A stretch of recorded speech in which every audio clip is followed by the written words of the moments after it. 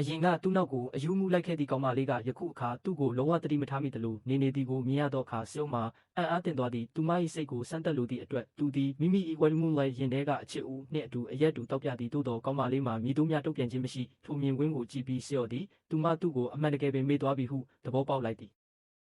အမှန်စင်စစ်လွန်ခဲ့သည့်ရက်အနှဲငယ်ကကောင်မလေးသည်ကင်ဆာရောဂါအတွက်ဆေးသစ်တစ်မျိုးကိုတီထွင်နိုင်ခဲ့ပြီးကုမ္ပဏီကအောင်ပွဲခံရန်စီစဉ်ခဲ့သည်သို့သောဇုံမာမူသူ့၏အချစ်ဦးကိုပြန်လည်သိမ်းပိုက်ရန်သာအာရုံရောက်နေပြီးကောင်မလေးကသူ့ကိုအနှောက်အယှက်ပေးမှဆို၍သူမတောက်မိအရက်ထဲသို့အိတ်ဆေးခတ်ခဲ့သည်သူမတောက်မိလိုက်သည်နှင့်မေးလဲသွားခဲ့သည်ဆေးရုံတွင်နိုးလာသောအခါကောင်မလေးသည်အတိတ်ကိုပြန်မှတ်ရလာသည်သို့သောအံ့အားသင့်စရာကောင်းသည်မှာသူမသည်ဆေးကိုလုံးဝမေ့သွားခဲ့ခြင်းဖြစ်သည်တငယ်ချင်းဖြစ်သူကသူမသည်ဆော့ကိုတစ်ချက်မြင်ယုံနှင့်ချစ်မိသွားခဲ့ပြီး9 နှစ်ကြာအောင်နောက်ကောက်မလိုက်ခဲ့ကြောင်းရှင်းပြသည်ထိုအချိန်တွင်ဆော့ရင်ထဲတွင်အချစ်ဦးသာရှိခဲ့ပြီးသူမကိုတခါမျှပင်အချစ်စိတ်ဖြင့်ကြည့်ခဲ့ခြင်းမရှိပေကောင်မလေးမှာအစပိုင်းတွင်မယုံနိုင်ခဲ့တော့လဲဖုန်းထဲကချက်ပေါက်များနှင့်သူမ၏အေဒီယိုထိုက်ဖြစ်သောစီရီပုံများကိုကြည့်မိချိန်တွင်အရာအလုံးကိုလက်ခံလိုက်ရသည်ထိုအချိန်များမှာသူမဘဝတွင်အနာကျင်ဆုံးဖြစ်ပြီးဆော့အကြိမ်ကြိမ်ညှင်းပယ်ခံရခြင်း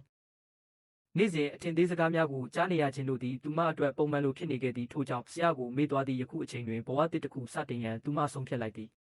သူမဖုန်းထဲမှတဲတဲ့အလုံးကိုဖျက်ပစ်ပြီးမိဘများထံသို့သူမ၏သူတေသနကိုအပိသက်ရန်ပြန်လာမည်ဟုဖုန်းဆက်လိုက်သည်သို့သောထိုအချိန်တွင်ကျောင်းကအခန်းထဲသို့ရောက်လာပြီးကောင်မလေးကသူ့ကိုနောက်ယောင်ခံလိုက်လာသည်ဟုအထင်မှားသည်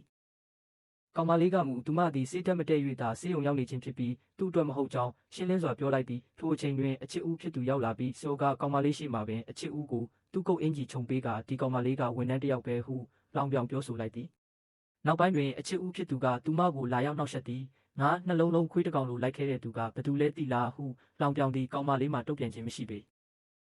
တနေ့တွင်ဗီဒီယိုကော်ပြောနေရင်အချစ်ဦးကပြုတ်ကျဟန်ဆောင်လိုက်သည်နှင့်ဆရာသည်ကောင်မလေးကိုအပြစ်တင်ကအချစ်ဦးကိုပွေ့ချပြီးအလင်းအမြန်ထွက်သွားခဲ့သည်ကောင်မလေးလည်းအခန်းသို့ပြန်လာစဉ်လှေကားပေါ်မှတစုံတစ်ယောက်ကသူမကိုတိုးချလိုက်သည်သူမနိုးလာသောအခါတငယ်ချင်းဖြစ်သူရှိနေတော်လဲဆရာသည်တငယ်ချင်း၏မောင်ဖြစ်နေသဖြင့်ညီကိုမောင်နှမကြားဆက်ဆံရေးမပြတ်စေရန်အဖြစ်ပြက်ကိုမပြောပြခဲ့တော့ပေ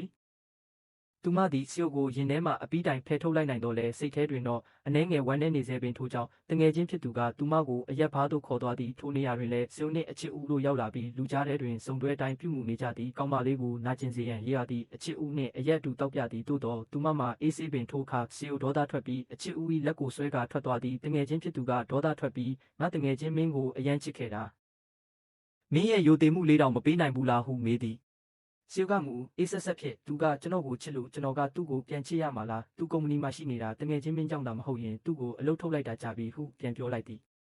ဤစကားကိုကြားလိုက်ရသောအခါကောင်မလေး၏ရင်ထဲတွင်အရာအလုံးပြိုလဲသွားပါတော့သည်